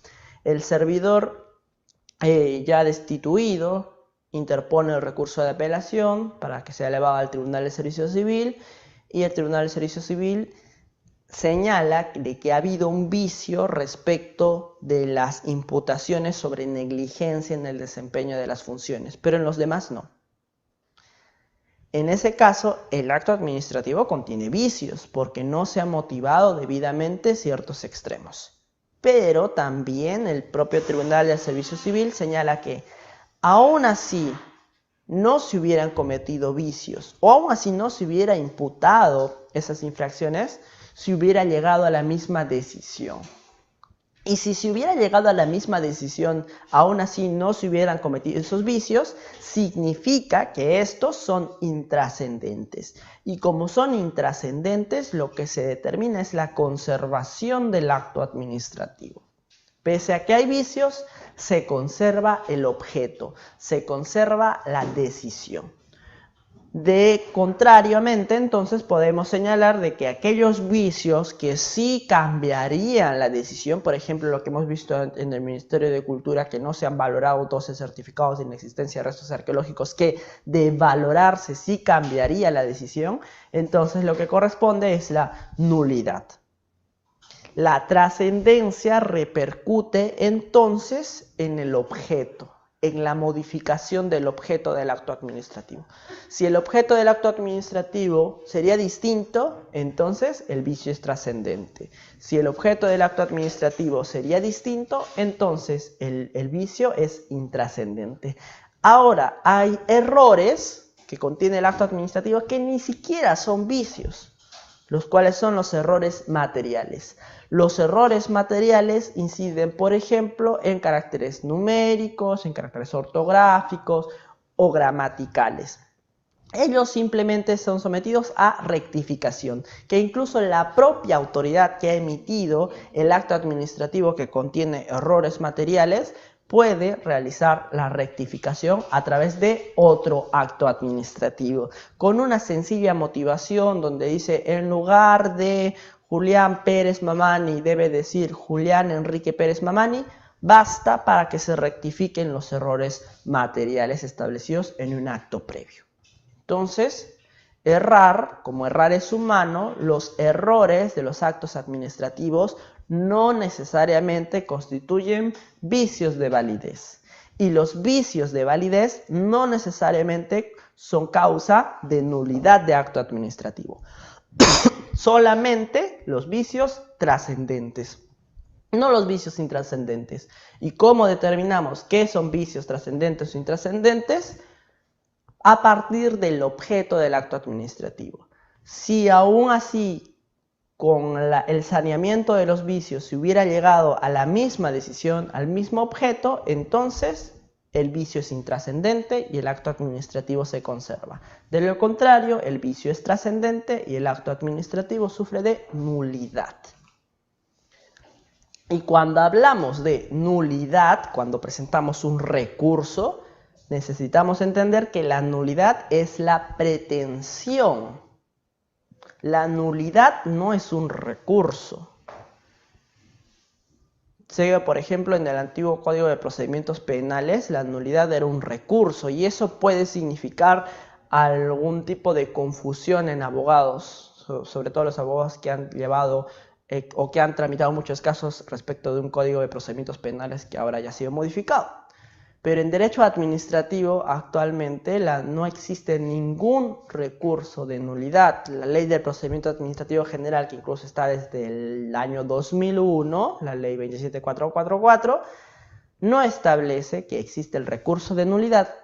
La nulidad es un pedido, ¿no? Acá lo estamos llevando, por ejemplo, como un objeto, ¿no?, que es movido a través de un medio, que en este caso es el recurso. A través del recurso nosotros solicitamos la nulidad. Por lo tanto, al momento de redactar nuestros recursos, no señalamos interpongo recurso de nulidad, ¿no?, sino interpongo recurso de apelación, por ejemplo, a fin de que se declare nulo o a fin de pretender la nulidad del acto administrativo contenido en la resolución directoral número tal, por ejemplo, ¿no? Recordemos en este caso entonces que no existe recurso de nulidad, sino pretensión de nulidad. Porque así como la pretensión puede ser nulidad, también la pretensión puede ser la ineficacia. Cuando un acto administrativo no ha sido notificado debidamente, lo que tendemos es la ineficacia, porque recordemos que la notificación no es un requisito de validez del acto administrativo, sino de eficacia. Quiere decir que el acto administrativo mal notificado o no notificado sigue siendo válido, pero no tendría que producir efectos jurídicos porque no ha sido notificado debidamente. Si es que no ha sido notificado debidamente, entonces presentamos una solicitud pretendiendo la ineficacia del acto administrativo a efectos de que se nos notifique bien. Y cuando se nos notifica bien, ahí recién tenemos el plazo de 15 días para presentar nuestro recurso, ya sea apelación, reconsideración, revisión, para pretender la nulidad de ese acto administrativo como pretensión. Ahora, tenemos que tener en cuenta también la prohibición de la reforma en peor cuando presentemos nuestros recursos. No tengamos miedo de presentar nuestros recursos en principio, porque los administrados estamos protegidos de la prohibición de la reforma en peor, que implica que cuando vamos a una segunda instancia no se puede perjudicar la decisión ya obtenida en primera. Por ejemplo, si nos sancionan en primera instancia ese acto administrativo con una multa de 5 UITs y apelamos, el de segunda instancia no puede modificar esa decisión y sancionarnos más. No puede imponernos 10 UITs o 7 UITs si es que nos han sancionado ya en primera instancia con 5. El acto administrativo de segunda instancia no puede imponer una sanción mayor a la de primera instancia. Y esto es lo que se denomina prohibición de la reforma en peor directa, o también conocida como la prohibición de la reformatio imperius, ¿no?, de manera directa. Pero también existe una prohibición de la reforma peor de manera indirecta, porque este acto administrativo de segunda instancia puede no resolver sobre el fondo, simplemente declarar la nulidad de este acto administrativo y retrotraer el procedimiento para que esta misma autoridad emita otro acto. Y ese otro acto, producto de la nulidad, no puede imponer una sanción mayor, porque este otro acto administrativo ha devenido a causa de una apelación. Entonces, la regla es la misma. Si nosotros apelamos, no tendríamos por qué tener miedo de que se nos perjudique en mayor medida, ¿no? Si vamos por lana, no podemos ir trasquilados. Y en este caso, en la prohibición de reforma peor de manera indirecta, el acto generado a raíz de la nulidad primigenia, quiere decir no puede imponer una sanción mayor a la declarada nula. Esto lo ha señalado también el Tribunal Constitucional porque es una garantía implícita del debido procedimiento. salvaguarda el derecho de recurrir, ¿no? Nuestro derecho de interponer recursos. Si es que vamos a tener el miedo de que podemos en algún momento vernos perjudicados de interponer un recurso, entonces mejor no lo presentemos y se estaría afectando de esa manera nuestro derecho de recurrir, que si bien no es un derecho constitucionalmente señalado, pero sí es un derecho legal, el derecho de recurrir en una instancia administrativa. Pero aquí en este caso, por ejemplo, y es algo que yo he visto mucho en Servir este año 2022, que el Tribunal del Servicio Civil está yendo en contra de sus propios criterios sobre la reforma en peor, porque está declarando la nulidad de sanciones de suspensión, aduciendo que correspondería a la aplicación de destituciones, lo cual, si bien es cierto, puede ser, está bien sustentado de que no ameritaría una sanción de suspensión, por ejemplo, pero ya a estas alturas no se podría ir en contra de la reforma en peor, ¿no? Es decir, que a partir de una apelación que haya presentado el administrado, en este caso un servidor público, el acto administrativo que lo declara nulo no podría decir que se imponga una sanción mayor, porque se estaría afectando la reforma en peor en el sentido indirecto. Y recordemos, como ya última parte, que el pronunciamiento del acto administrativo que revisa ese acto administrativo evaluado puede ser estimatorio, es decir, fundado el recurso de apelación, fundado el recurso de reconsideración, o también puede ser estimatorio en parte, ¿no? Algunas partes, algunos extremos del objeto del acto administrativo sí se declaran nulos, pero otras partes de los extremos de ese acto administrativo no se declaran nulos. Otro desestimatorio, es decir, ningún extremo del objeto del acto administrativo evaluado se declara nulo y por lo tanto se confirma ese acto administrativo, o también puede ser que opere un silencio administrativo, en este caso negativo respecto de las apelaciones, que implica que no hay pronunciamiento. La administración pública no ha dicho nada y ya se venció el plazo que tiene para responder, que es de 30 días hábiles. 30 días hábiles y la administración pública no dice nada, entonces ya operaría el silencio administrativo negativo y ya sea en los últimos 3 pasos, lo que correspondería sería el derecho de recurrir al Poder Judicial a través de una demanda de acción contenciosa administrativa. Pero cuando es estimatorio puede pasar 2 cosas, ¿no? Se entiende que cuando es estimatorio y se declara fundado el recurso, se tendría que declarar nulo el acto administrativo. Cuando se declara nulo el acto administrativo se puede resolver sobre el fondo, es decir, ya modificar el objeto para que ya no regrese el acto administrativo en el procedimiento, para que ya no haya más actuaciones que darse, siempre y cuando en el expediente esté todo el sustento para que la autoridad de segunda instancia pueda decidir. Pero mayormente lo que se hace es devolver el expediente a la autoridad que emitió el acto administrativo primigenio para que emita otro acto administrativo, o simplemente retrotraer el procedimiento hasta el momento de ocurrido el vicio para que pueda ser saneado, subsanado y que pueda continuar. Esos serían los pronunciamientos, los tipos, cuando uno presenta recursos administrativos y las conclusiones que se pueden estimar a partir de la revisión del acto administrativo.